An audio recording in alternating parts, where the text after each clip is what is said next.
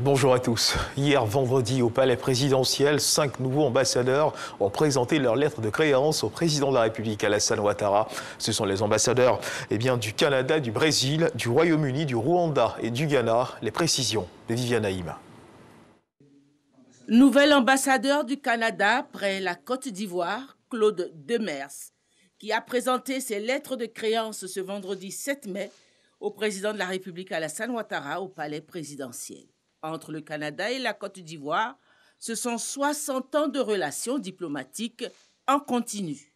Le nouveau chef de la mission diplomatique du Brésil près la Côte d'Ivoire est José Carlos de Arroyo Letao. Le chef de l'État ivoirien, le président Alassane Ouattara, a reçu de ses mains les lettres l'accréditant auprès de l'État de Côte d'Ivoire. 52 ans de relations diplomatiques unissent le Brésil et la Côte d'Ivoire. Madame Catherine Brooker, nouvelle ambassadeur du Royaume-Uni, de Grande-Bretagne et d'Irlande du Nord, présentant ses lettres de créance au président de la République, a souligné l'excellence des relations entre son pays et la Côte d'Ivoire. Nouvel ambassadeur du Rwanda qui a présenté ses lettres de créance ce vendredi 7 mai au président de la République Alassane Ouattara. Madame Aïssa Kirabo Kassira.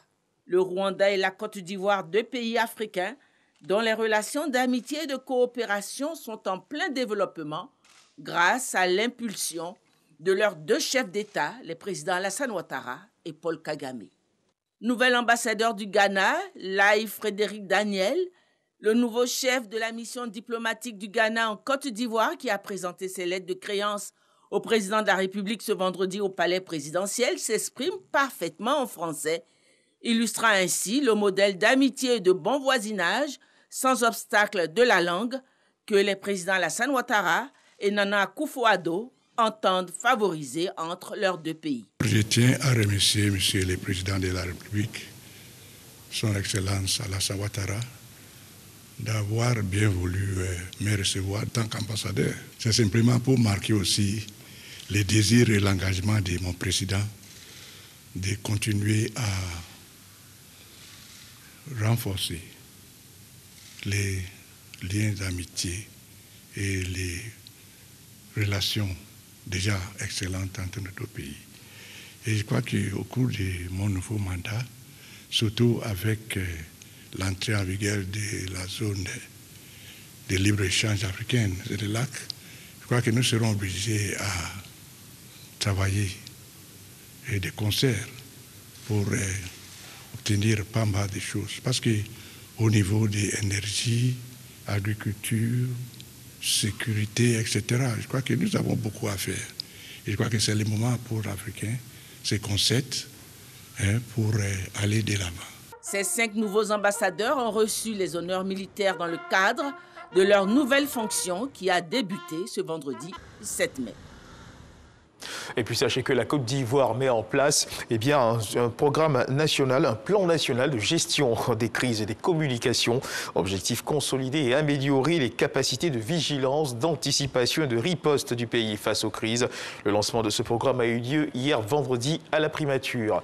Dans l'actualité internationale au Tchad, les violences sont intervenues dans la nuit d'hier aux environs de 2 heures en plusieurs points de N'Djamena, la capitale du pays. Des sources évoquent des blessés, des tirs à balles réelles sur les manifestants. Plusieurs arrestations également. Les manifestants protestent contre la junte qui a pris le pouvoir à la mort du président Idriss Déby Itno. En Inde, la Covid-19 a fait des milliers de victimes.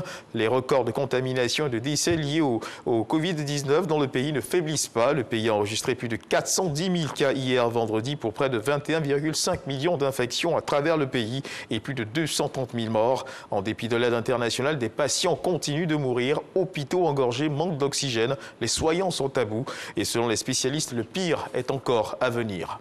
À Jérusalem, des heurts entre Palestiniens et policiers israéliens ont fait au moins 180 blessés hier vendredi dans la soirée à Jérusalem. Donc, ont annoncé les secouristes et la police locale. Dans une dernière mise à jour, le Croissant Rouge, lui, à Parle, fait état de 175 manifestants blessés, dont plus de 80 ont dû être transportés à l'hôpital. C'est la fin de ce flash d'information. Merci de nous avoir suivis. Je vous retrouve à 13h pour le journal.